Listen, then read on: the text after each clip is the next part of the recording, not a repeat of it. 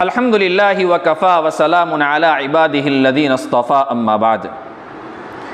معزز سامعین، آج میں آپ کی خدمت میں امام جعفر صادق رحمۃ اللہ علیہ کی 4 باتیں پیش کرتا ہوں، اور انہی 4 باتوں کے اندر حضرت امام جعفر صادق رحمۃ اللہ علیہ نے ہماری زندگی کی ساری پریشانیوں کو دور کرنے کا ایک قرآن علاج بھی ہمیں بتا دیا ہے۔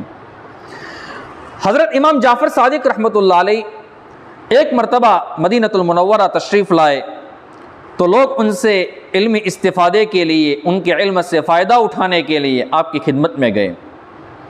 اس وقت آپ نے لوگوں سے کہا کہ مجھے تعجب ہے 4 قسم کے آدمیوں پر جو 4 باتوں سے غافل ہیں۔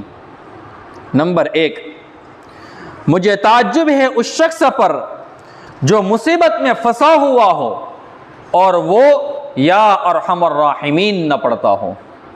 حالانکہ قرآن پاک میں حضرت ایوب علیہ السلام کے بارے میں ارشاد ہے وَأَيُّوبَ إِذْ نَادَى رَبَّهُ أَنِّي مَسَّنِيَ الضُّرُّ وَأَنْتَ أَرْحَمُ الراحمین۔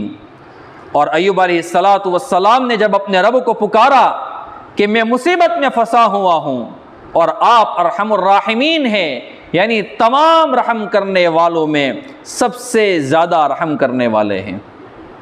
اس دعا کا فائدہ بھی اللہ رب العزت نے قرآن کریم میں بیان فرما دیا فَاسْتَجَبْنَا لَهُ فَكَشَفْنَا مَا بِهِ مِنْ ضُرٍّ۔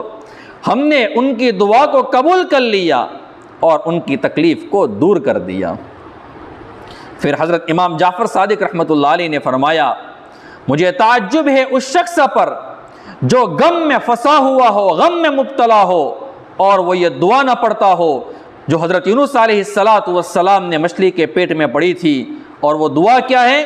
لا الہ الا انت سبحانک انی کنت من الظالمین۔ تیرے سوا کوئی حاکم نہیں، تو بے عیب ہے، میں گنہگار ہوں۔ اس کا فائدہ بھی اللہ رب العزت نے قرآن کریم میں بیان فرما دیا فاستجبنا له ونجیناہ من الغم وکذالک ننجی المؤمنین۔ بس ہم نے ان کی دعا کو قبول کر لیا اور ان کو غم سے نجات دے دی، اور اسی طرح ہم مومنین کو نجات دیا کرتے ہیں۔ پھر حضرت امام جعفر صادق رحمۃ اللہ علیہ نے فرمایا مجھے تعجب ہے اس شخص پر جو خوف میں مبتلا ہو، جسے کوئی خوف لاحق ہو گیا ہو اور وہ یہ دعا نہ پڑھتا ہو جو صحابہ کرام نے خوف کے وقت میں پڑھی تھی۔ وہ دعا یہ ہے حسبنا اللہ ونعم الوکیل، کافی ہے ہم کو اللہ اور کیا خوب کارساز ہیں۔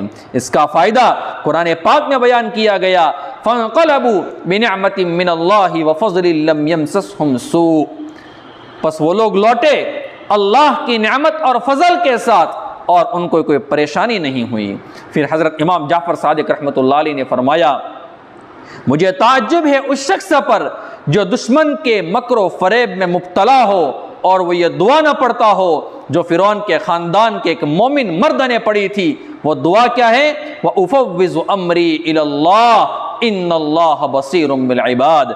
میں سونپتا ہوں اپنا کام اللہ کو، بے شک اللہ کی نگاہ میں ہیں سب بندے۔ اس کا فائدہ قرآن کریم میں اللہ رب العزت نے بیان فرما دیا فَوَقَاهُ اللَّهُ سَيِّئَاتِ مَا مَكَرُوا۔ پس اللہ نے اس کو ان کے برے مکر و فریب سے بچا لیا۔ میرے دوستو، حضرت امام جعفر صادق رحمۃ اللہ علیہ نے ہماری زندگی میں جو پریشانیاں آنے والی ہیں ان تمام پریشانیوں کا حل بتا دیا۔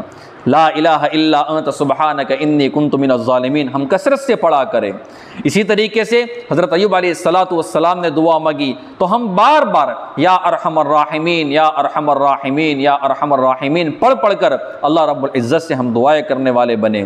اسی طریقے سے حسبنا اللہ ونعم الوکیل جو صحابہ کرام نے دعا مانگی، اس دعا کو بھی ہم کثرت سے پڑھے، اور وَأُفَوِّضُ أَمْرِي إِلَى اللَّهِ اس دعا کو بھی ہم کثرت سے پڑھے۔ اللہ رب العزت سے ہم دعا کرتے ہیں کہ اللہ تبارک و تعالی تمام مومنین اور تمام مومن مرد اور مومن عورتوں کی جتنی بھی انفرادی اجتماعی جو پریشانیاں ہیں اللہ رب العزت اپنے فضل اپنے کرم سے اس کو دور فرمائے۔